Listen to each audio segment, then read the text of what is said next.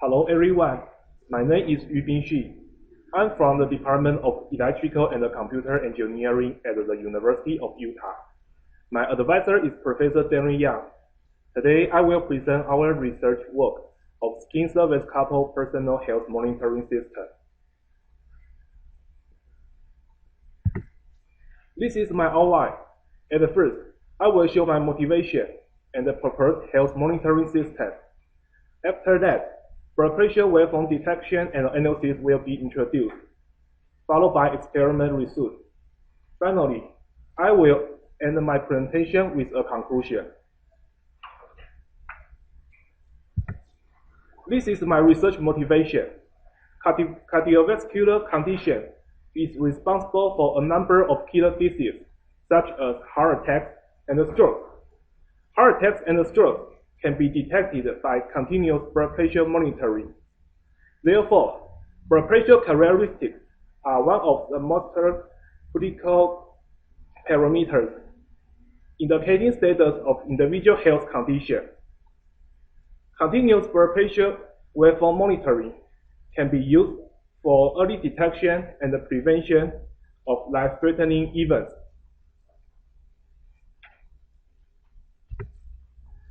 There are two conventional blood pressure monitoring techniques, non-invasive approach and invasive approach.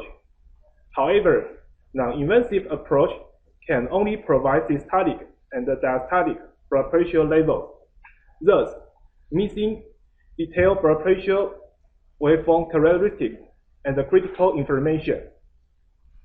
Invasive approach requires complex procedure. It breaks vessels and causes medical complications. Most important of all, both approaches are unsuitable for long-term monitoring. Therefore, we need to develop a personal wearable health monitoring system. This is a proposed health monitoring system. The proposed system incorporates main sensors, ASIC, antenna, and the power source.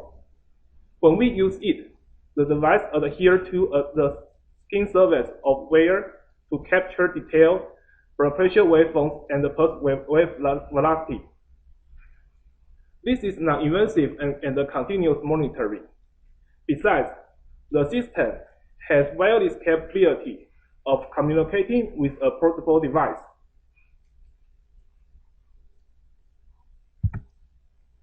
Our proposed system uses the method of skin-coupled blood pressure waveform monitoring. When the blood flows in the artery, the tissue couples the blood pressure waveform to skin surface. The sensor module captures the blood pressure waveform through skin surface coupling. Finally, the sensor output is recorded by a data acquisition unit for further signal processing and analysis.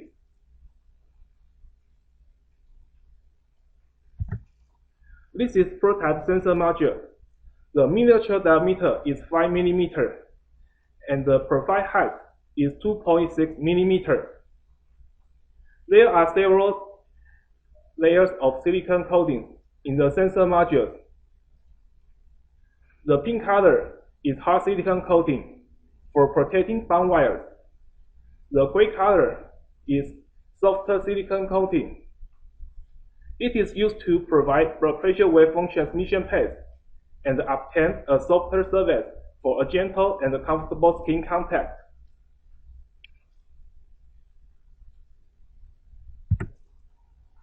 This is prototype sensor assembly and packaging floor.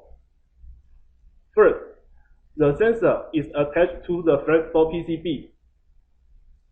Second, softer silicon is coated over sensor region. Then, hard silicon coating is applied along sensor edge. Finally, another soft silicon coating is placed over sensor module. We are currently exploring other packaging techniques for improvement of reliability, such as flip chip bonding.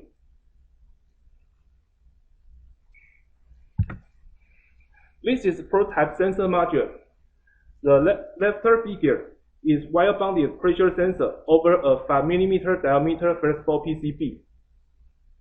The right figure is packaged silicon-coated pressure sensor module.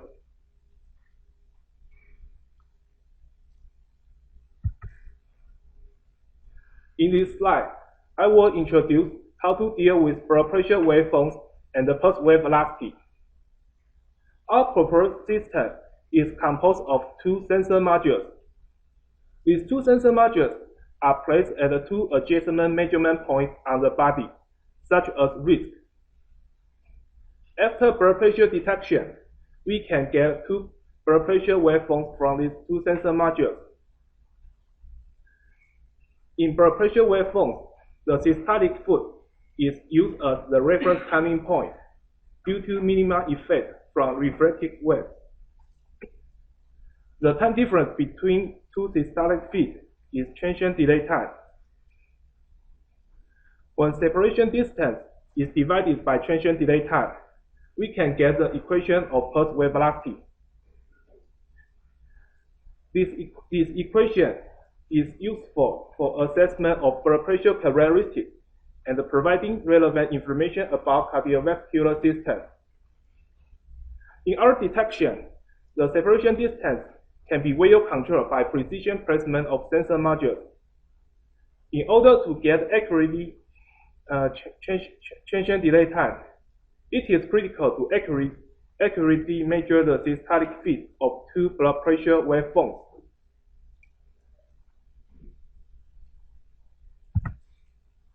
In our method, signal processing is used to accurately identify the systolic foot position of blood pressure waveforms. There are two steps in signal processing. First, bandpass filtering is used to smooth blood pressure waveforms. The low quarter frequency, 0.5 Hz, is used to eliminate signal drift caused by the body movement. The high quarter frequency of 10 Hz is used to attenuate out-of-band noise and distortion.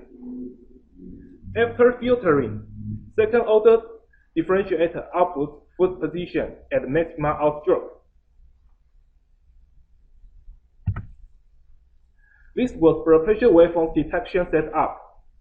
In order to minimize the effect of tissue change time, the detection sites were chosen where the artery is close to skin surface, such as wrist and the neck. There was a separation distance of 20 mm between two sensor modules.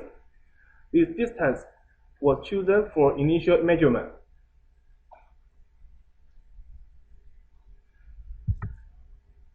These are detected blood pressure waveforms at the wrist.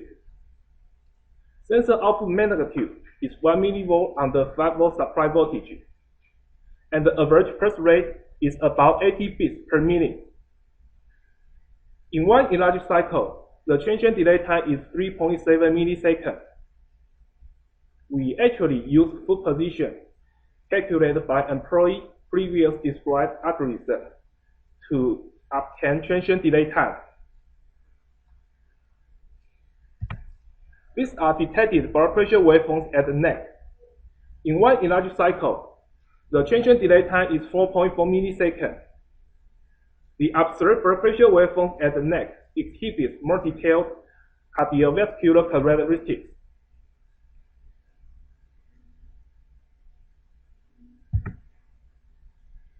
The signals we detect are real-time biological signals which vary over time. Therefore, we need to look at histograms of signals to obtain certain static information for them. These are histograms of delay time at the wrist and the neck. The histogram shows average delay time with variation distribution. The average delay time at the wrist is shorter than that at the neck. Therefore, pulse wave velocity at the wrist is better than that at the neck.